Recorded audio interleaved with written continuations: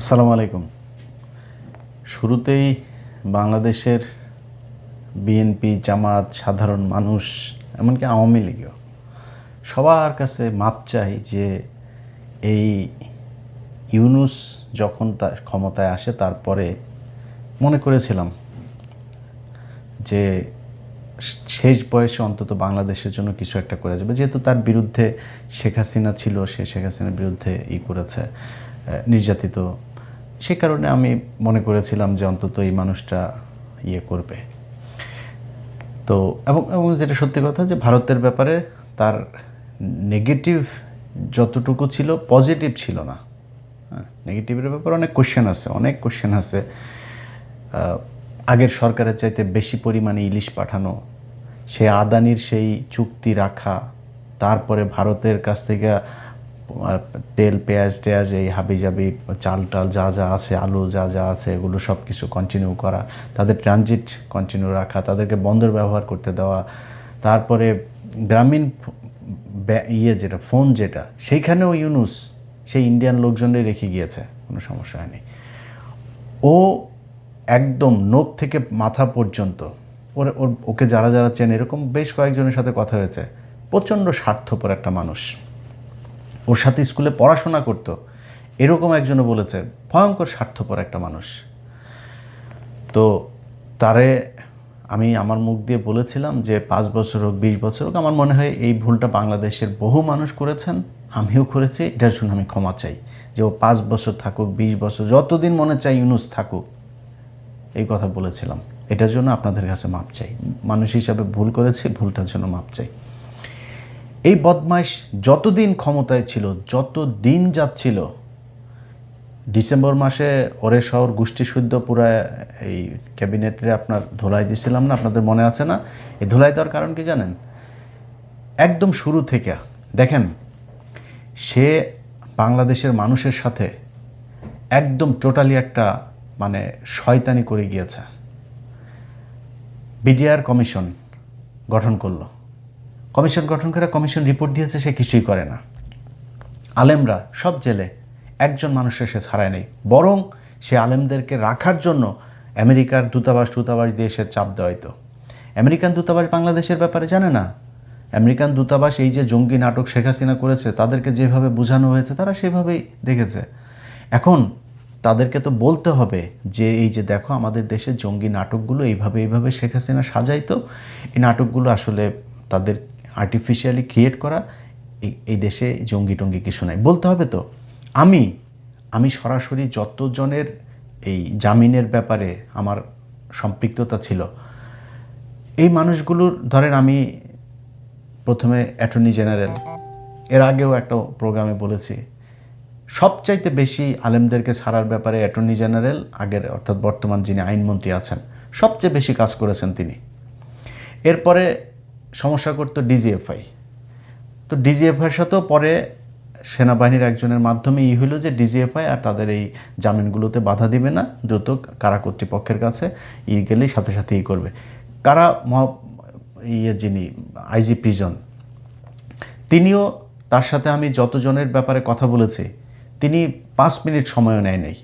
ইলিয়াস ভাই আমি দেখছি, অনেক সময় টেক্সট চালাচালি হয়েছে, ইলিয়াস ওকে দেখছি, জাস্ট ফাইল পাঠাইতাম যে জামিন হয়েছে, 15 মিনিটের মধ্যে ছাড়িয়ে দিত।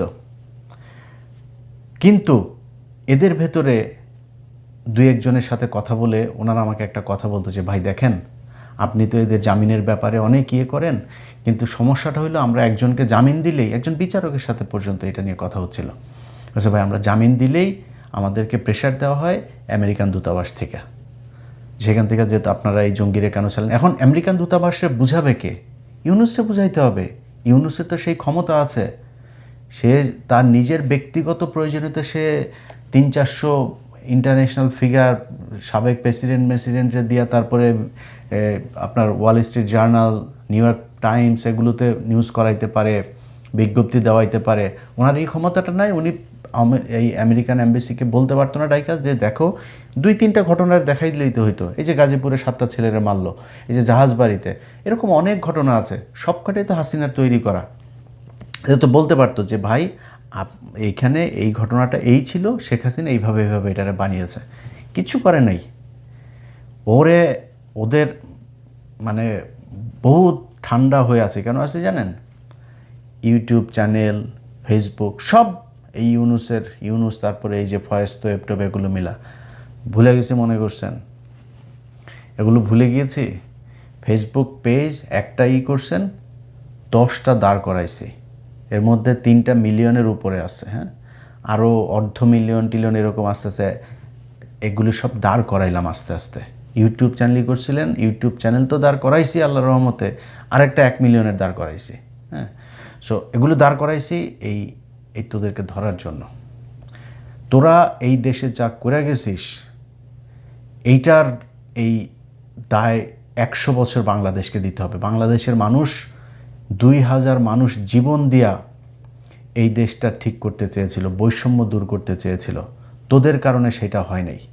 যত দিন গিয়েছে প্রতিটা ঘটনার সাথে যতই জড়াচ্ছিলাম দেখছিলাম যে আমার সব জায়গাতে তারা সেই আওয়ামী লীগের এগুলোকেই টেনা টেনা পেঁচা, এরা বলে মব সৃষ্টি করে। কোনো জায়গা হয়েছে এরকম তাদেরকে মানে প্রেশার না দিলে কোনো ঘটনা হয়েছে? সুপ্রিম কোর্টের বিচারপতি বলেন, তারপরে জজ বলেন, তারপরে আরও যেই সব জায়গাতে পুলিশের ঊর্ধ্বতন কর্মকর্তা থেকে শুরু করে সচিবালয়, প্রতিটা জায়গায় ওনাদের গিয়ে আন্দোলন করতে হয়, এরপর ওনারা সরায়। আবার ওনারা মব দোষ দেয়। মানুষ যেটা চায় সেটা করলে তো আপনাদেরকে মানুষ দাবি করার দরকার ছিল না, আপনারা করেন নাই, সেই জন্য মানুষের দাবি করতে হয়। এইভাবে চলেছে এবং যত দিন যাচ্ছিল দেখছিলাম যে না, এ তো কোনো কিছুই করে না। সে 1.5 বছরে তার নামে ট্রাভেল এজেন্সি পর্যন্ত নিয়েছে, তার পরিবারের লোকেদের নামে, বিশ্ববিদ্যালয় থেকে শুরু করে সব কিছু তিনি নিয়েছেন। খালি জুলাই সনদটা তিনি বাস্তবায়ন করতে পারেন। এখন সব দোষ বিএনপি। আর একটা বিএনপি একটা রাজনৈতিক দল, বিএনপির জুলাই সনদ করে তারপরে বলবে যে 10 বছরের বেশি প্রধানমন্ত্রী থাকতে পারবে, এটা বিএনপি করবে? নিজের গলায় কেউ কুড়াল মারে, এটা হয় কখনো? তারা করেনি। তুই করিস নাই কেন? তোরে সেই ম্যান্ডেট দেওয়া হয়েছিল, তো তুই চাইলে পরের দিন গণভোট করতে পারতি, গণভোট করে তুই চুপ করে সরাইতে পারতি, তোরা চুপ করে সরাইস নাই। এখন বিএনপি সরাবে কেন? তোরা তো এটা কন্টিনিউ করে গেছিস 1.5 বছর। তোদের চাইতে বরং আমরা তো বিএনপির নিয়ে অনেক সমালোচনা করি না, তোদের চাইতে বিএনপি অনেক বেশি করেছে। তোরা আওয়ামী লীগের কার্যক্রম নিষিদ্ধ করে গেছিস, সেইটাও চাপে পড়ে। ছাত্রলীগকে নিষিদ্ধ করতে হবে, সেইটাও চাপে পড়ে। মাহমুদুর রহমান ভাই গেল, গিয়া চাপ দিল, চাপ দেওয়ার পরে তারপরে তুই আলটিমেটাম দেওয়ার পরে তোরা আগে করতে পারিস নাই? করে নাই। বিএনপি আইসা আওয়ামী লীগের কার্যক্রম নিষিদ্ধ এটা আইনে পরিণত করলো, তোরা করতে পারিস নাই? করিস নাই কেন? জুলাই সনদ তোরা করে যাস নাই? 1.5 বছর লাগে জুলাই সনদ বাস্তবায়ন করতে, তোরা করিস না? তোদেরকে না করছে কেউ? তোরা সংবিধানও করতে পারতি, তোরা সবই করতে পারতি, কিচ্ছু না। ওরা আইসা লুটপাট করা 3-4টা ছিল, কারোরে কিছু বলেন। আরে ভাই, এত অভিযোগ, ওমা আমরা এত বলা বলি করি, এত জায়গা থেকে এত তথ্য প্রমাণ যায়, তারা সরায় না। একটা উপদেষ্টারে পর্যন্ত তারা সরাইল না। এত অভিযোগ এক একজনের বিরুদ্ধে, অভিযোগ প্রমাণিতও হয়, মাপও চায়। উপদেষ্টা নিজে মাপ চেয়েছে, হয়েছে না এরকম? নিজে মাপ চেয়েছে, আমার এটা ভুল হয়েছে, আমি এটা করা ঠিক হয়নি, তারপরে তার বিরুদ্ধে কোনো অ্যাকশন নাই। একদম ইউনুস বেছে বেছে বেছে বেছে তারপরে তার এনজিওগ্রাম সরকারের মধ্যে নিজের লোকজনকে নিয়েছে, তোমরা বাবা সবাই মিলেমিশে খাও, আমিও লুটপাট করে খাও, তোমরা আমার কিছু বলো না, আমি তোমাদের কিছু বলবো না। এইভাবে দেশটা চলেছে। আজকে এই ইউনুসের পররাষ্ট্র উপদেষ্টা তৌহিদ গতকালকে একটা কথা বলেছেন, সে আমেরিকার সাথে চুক্তি হয়েছে, সে নাকি জানেই না। বিষয়টা এরকম হয়ে গেল, তৌহিদের বউ রাতে গ্রামে গিয়েছে, গ্রামে তো বাইরে বাথরুম থাকে না, রাতের বেলায় হাগু চেপেছে নাই মুতু চেপেছে, হাগুমতো করতে বাইরে গিয়েছিল, বদনাটা লোডাটা নিয়ে, আমাদের গ্রামের ভাষায় লোডা বলে, তো লোডা নিয়ে গিয়েছিল। যাওয়ার পরে কেউ একজন প্রোডাকশন দিয়ে দিয়েছে বাথরুমের মধ্যে ধরে। এরপর এসে দেখা যায় তৌহিদের বউয়ের পেটে বাচ্চা, তৌহিদ জানে না। বিষয়টা এরকম। তুই পররাষ্ট্র মন্ত্রী, তো পররাষ্ট্র মন্ত্রী উপদেষ্টা হইয়া তুই জানিস না এক দেশের সাথে হয়েছে। আরেকটা আছে জাউরা, আসিফ নজরুল, ও কদিন আগে একটা বলেছে না, সে কিছু জানে, সে বিচারকদের ব্যাপারে কিছু জানে, সে একজনের জামিনের ব্যাপারেও কিছুই জানে, তাকে নাকি তারা এখন কিছুই জানে না, তারা খালি নিজেদের নিচে দিয়ে খালি জিনিসপত্র ঢুকানোটা বুঝছে, এই ছাড়া কিছু জানে না। 4-5টা ছিল, এই যে রেজওয়ানা, এই আসিফ নজরুল, তৌহিদ, আর কয়েকটা মিলা ইউনুস মিনুস, এদের কয়টা বান্ধবী টান্ধবী মিলা দেশটারে লুটপাট করে দিয়ে গিয়েছে। এই জন্য মানুষ জীবন দিয়েছিল। এই যে সুযোগ এই বাংলাদেশের ইতিহাসে আজ পর্যন্ত, এক শেখ মুজিব ছিল, শেখ মুজিবরে মানুষ এই সুযোগটা দিয়েছিল, ওই জাউরামি করে দেওয়ার, ধ্বংস করে দিয়ে গেছে। আর সেকেন্ডটা তোরা পাইছিল। এর মাঝখানে আর এত সুযোগ, এত ক্ষমতা কোনো সরকারের হাতে আসে নাই, কোনো রাজনৈতিক দল কথাই বলতে পারে নাই, তারা করেনি। তোদের চাইতে 111 সরকার বহুত ভালো ছিল, কিচ্ছু করে দেওয়া যায় না। আজকে সে বলে সে চুক্তির ব্যাপারে কিছুই জানে না। আমেরিকার সাথে যেই চুক্তি, আমি আমেরিকায় আসি, বাংলাদেশের স্বার্থের বিরুদ্ধে যদি আমেরিকার ইয়েতে যদি কোনো চুক্তি, আমি সেটার বিরুদ্ধে যাব, 100% যাব। কিন্তু তুই জানিস না কি চুক্তি হয়েছে, তুই জানিস না, এইটা কেমনে হইতে পারে? এই জাউরা হইল সবচাইতে বড় জাউরা। এই জাউরাটা সব কয়টা দূতাবাসে আওয়ামী লীগের লোকজনরা টিকায় রাখছে।